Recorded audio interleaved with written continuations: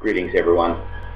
Today I want to talk about an interesting little film from 1972 from director Burt Gordon, the genius who also brought us Village of the Giants, Food of the Gods, The Amazing Colossal Man, Empire of the Ants, starring Joan Collins, no less.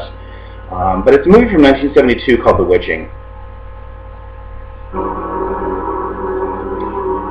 The Witching.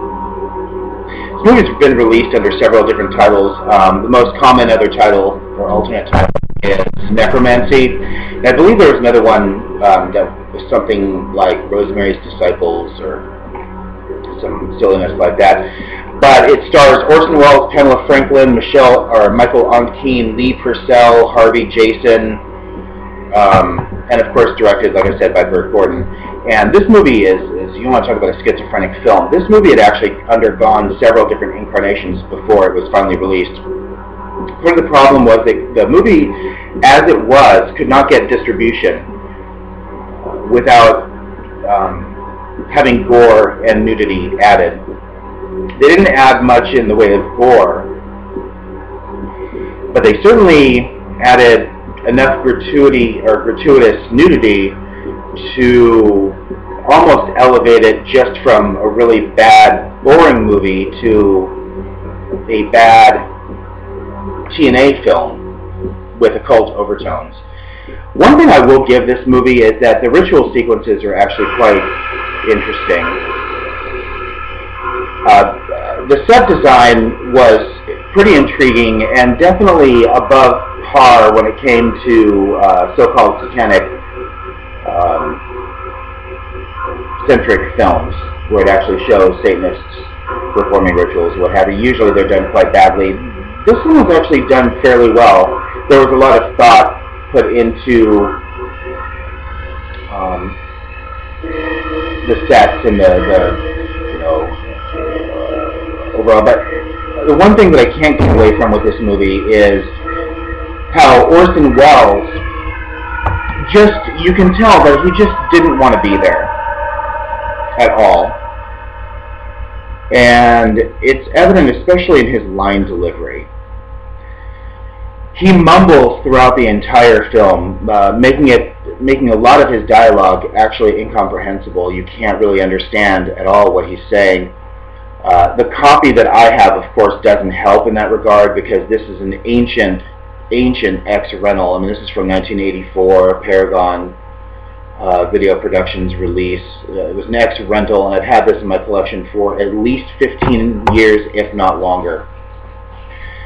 So this VHS copy is almost unwatchable now, but it's the only copy that I have, so I keep it until I can actually get my hands on a DVD version, which I will, because I'm a total completist and I have to have the good, the bad, and the ugly in my collection. And then this movie does have some nostalgic references for me. I remember going to the video store with some friends and renting. This was one of the movies that we rented. I believe it was we also rented that same night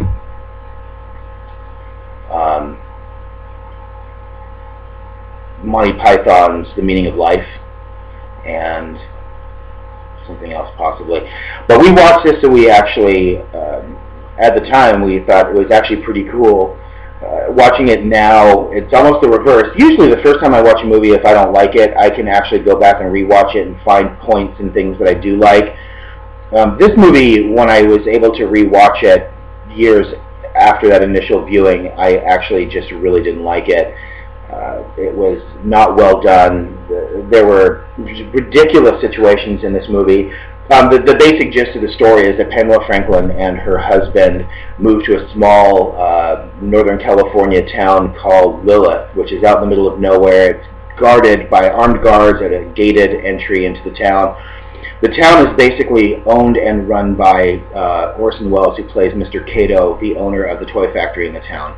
Now, this toy factory doesn't really manufacture toys for children. It manufactures occult paraphernalia, anything that an occultist would need to ply his craft.